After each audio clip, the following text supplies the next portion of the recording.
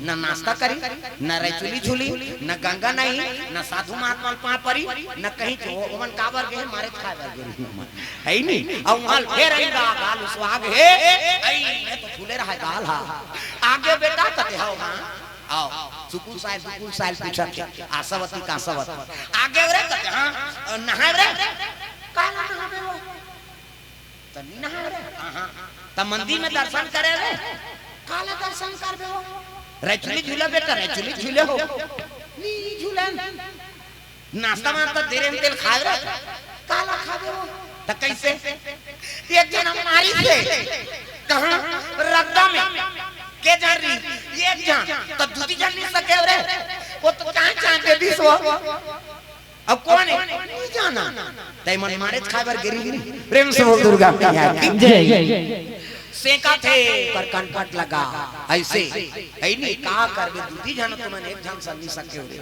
ऐसे कह के उकर मन के मलहम पट्टी होते सेका थे वही समय में राजा ऐ नहीं स्वीकार करे वर्गीस कौन हां विक्रम चंद्र राजा प्रेम से बोल दुर्गा मैया की जय। अरे नारी का धर्म है बेटा के का कर्म है ऐ नहीं अब बाप के का फर्ज है हां ए बाप प्रेम से बोल दुर्गा मैया की जय। वैदिक कथा जो वेद के कथा है नारी का धर्म है नहीं बाप के का फर्ज होते और बेटा का कर्म होते भाई नारी नाने हाथ तब वो शादी करके नाने हाथ तो बहुत अर्धांगिनी छेका तो राजा वाला देती तो का होती तो दोनों रानी गर्भवती हो गए पुत्र आगे तो मरे सरे बोला कोई मतलब नहीं छोड़ी दी सो और पुत्र आए कहूं नहीं जाने ना राजा और वही समय में राजा विक्रमचंद्र शिकार करे बार निकले लगे मंत्री कहे मंत्री शिकार के लिए घोड़ा तैयार तो सही घोड़ा शिकारी घोड़ा हां घोड़ा में बैठी कमल में तलवार तरकस बांध धनुष धरी और चले लगे शिकार करे वर कौन विक्रमचंद्र राजा प्रेम से बोल गुरुदेव भगवान जंगल जंगल झाड़ी झाड़ी हो जो सवरिया जंगल जंगल झाड़ी झाड़ी हो जो जंगल जंगल झाड़ी झाड़ी हो जो सवरिया जंगल जंगल झाड़ी झाड़ी हो जो सवरिया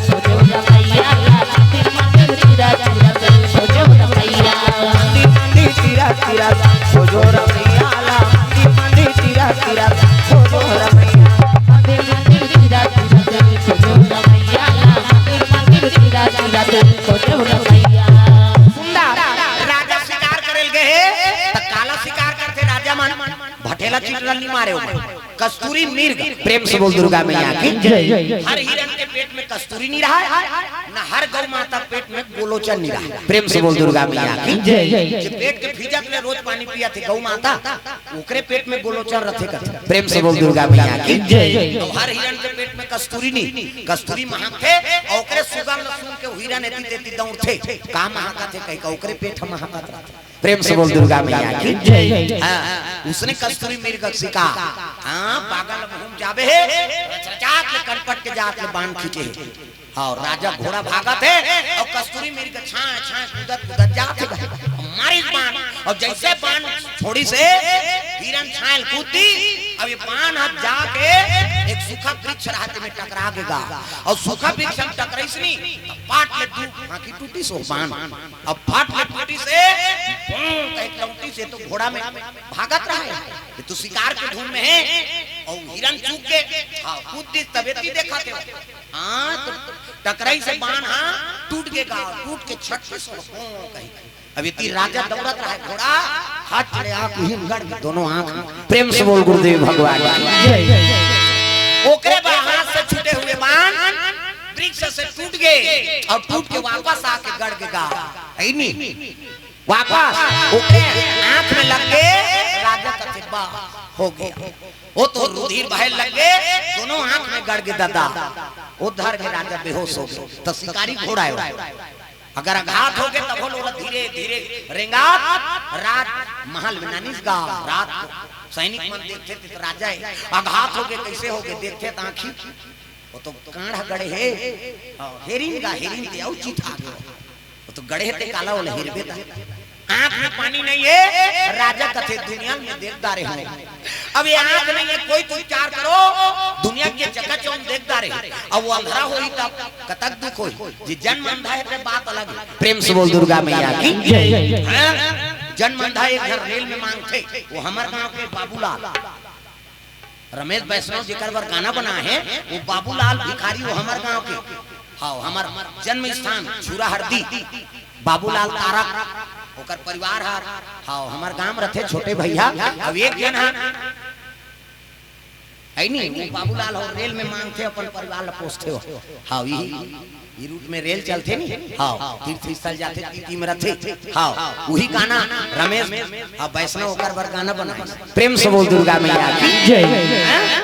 छत्तीसगढ़ी कवि अब गीतकार है वही बना है ओकर बर। वो मांगत रहा कहते ओकरे गाना। हाँ ओकरे गाना ला ओकरे कर मांगत रहा वो अंधरा। तब दाल भात तरकारी भैया बाकी सब सरकारी भैया बाकी सब सरकारी। ऐसे कहीं छत्तीसगढ़ी भाषा है दाल भात तरकारी सब्जी भाजी। हाँ वही तरकारी का दाल भात तरकारी भैया बाकी सब सरकारी। ओकरे कर गा के वही मांगता है ओकरे गाना। रमेश वैष्णव के हो कहते हो है नहीं ये गाना कौन बताई तोला जे गाए पे गाए हम मांगा था।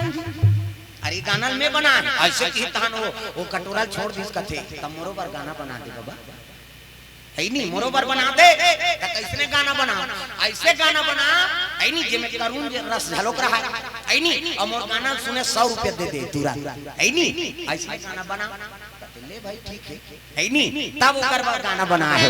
तब बने करे राम मोलया बनाए बने करे राम मोलया बनाए ए दुनिया ला देखे ए दुनिया ला देखे दुख नहीं धराए बने करे राम मोलया बनाए बने करे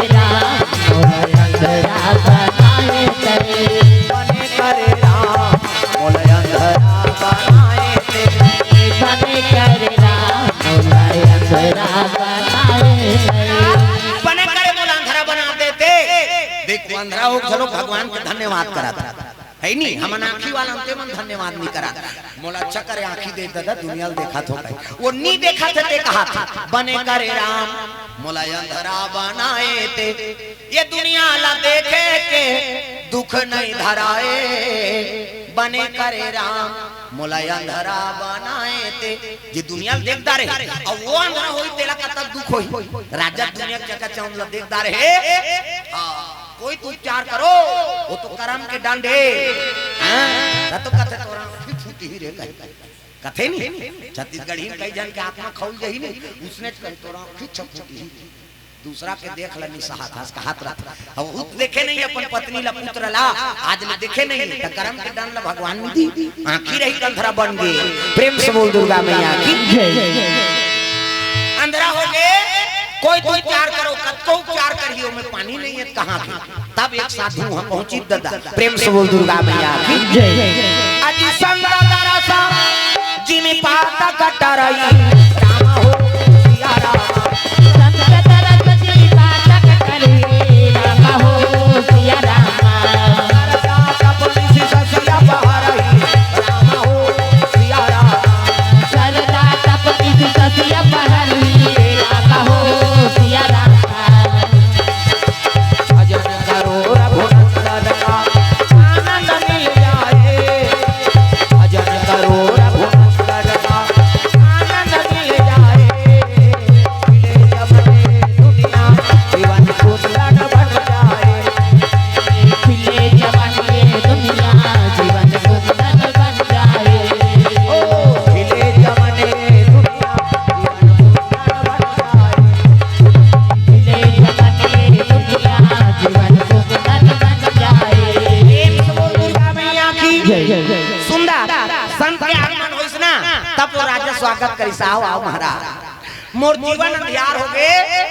संत कथे का कारण है राजन आप तो बने रहे का करो महाराज शिकार करे रहे मोरे हाथ से छूटे बांध लग गए आज अंधा हो गए। देखी कथे तो बाण में फूटे रहा कहे लगे राजा एकर वो एक उपचार है। कैसे कतका उपचार महाराज बता मैं मंगवा लूं।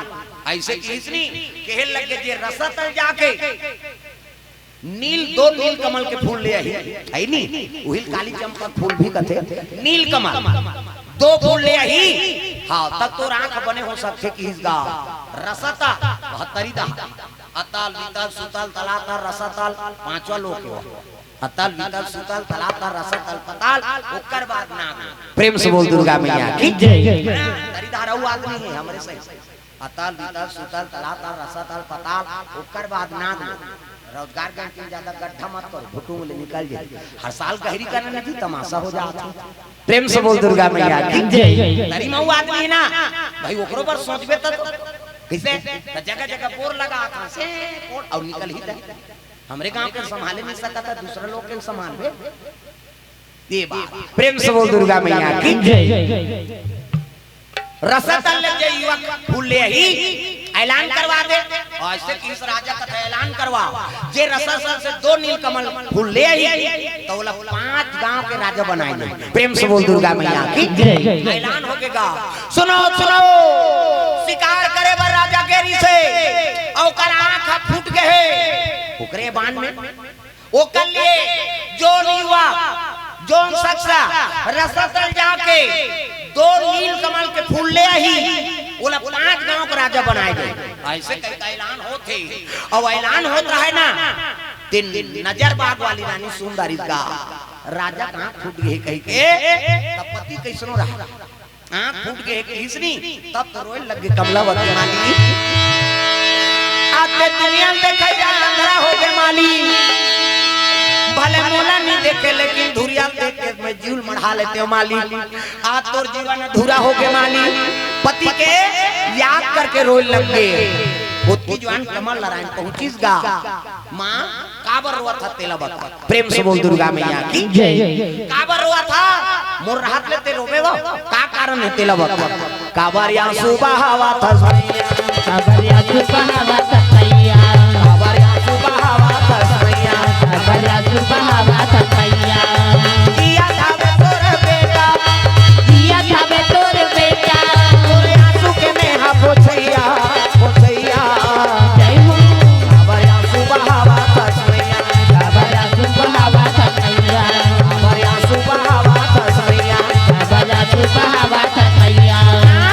का कारण है काबर रोआ था तेला बता कहे लगे बेटा नी बताई वो राजा तोर पिता है कहीं कमलावत कहे लगे बेटा ये राजा के राज के हाँ राजा के आंख फूट गए रे शिकार करे ले रही और कल राज में हम जिया था तो कल प्रजा मन है नी हाँ सब पुत्र बरोबर बेटा तोर पिता बरोबर है वो राजा ओकर राज में हम जिया था नी बताई सही कोरता था एक ओकर राज में दिया था तर राजा पिता होते और ओकर आंख फूट गएगा धर्मात्मा राजा है और शिकार करे देरी से आंख फूट गए और जे रसतल जाके 2 ठन नीलकमल के फूल ले ही तो ओकर आंख बने हो जही कई कथे बेटा कौन रसतल जही ऐसने में राजा अंधरा छो जही कही के रोवत हो किसनी कमल नारायण कहे लगे मां रो मत मैं जाऊं नील फूल नायन वर्ग।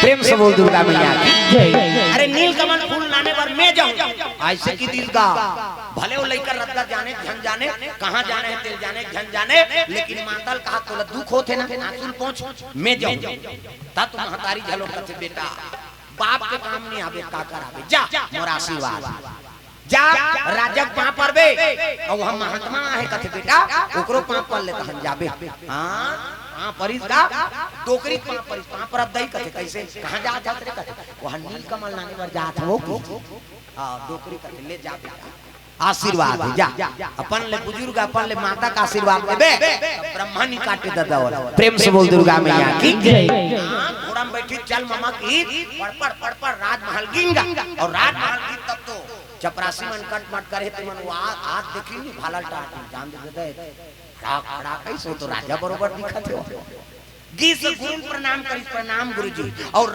देखिस ना कमल नारायण ला वो तो सब लक्षण है का राजा के। प्रेम से बोल दुर्गा मैया की जय। देखी खुश हो गए। प्रेम से बोल दुर्गा मैया की जय।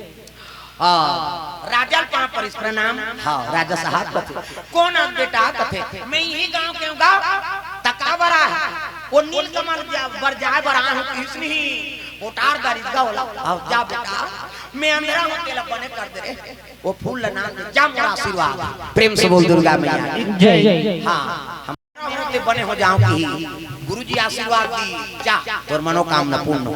अब ये पांव परत तेला ये खिड़की धाले मन देखदारी मार खवैया मन वो सुकुल साय दुकुल साय हां मन कथे ये सुकुल साय कथे का दुकुल साय उदे पिटैया कहा तो नाम लत नहीं जान मारे भर भाई तेरा ध्यान उदे पिटैया तो ये कहां जाते कथे ये नीलकमल के फूल बर जाते चल रहे हम मन जाएंगे कहा अब नीलकमल के जरूर जगल जाना अब फूल लगा नहीं तो हम झगड़ा करबो और नगाबो हम घर के आबो इका ग्रह पट में अल्लाह होते नंगाई सकी लेकिन इकर हिम्मत ला देख ओकर दई माला अपना परी मां हम मन जात कहां नीलकमल ले जा बेटा किस गा ये मना के ये निकल गएगा घोड़ा में बैठी चले लग गए।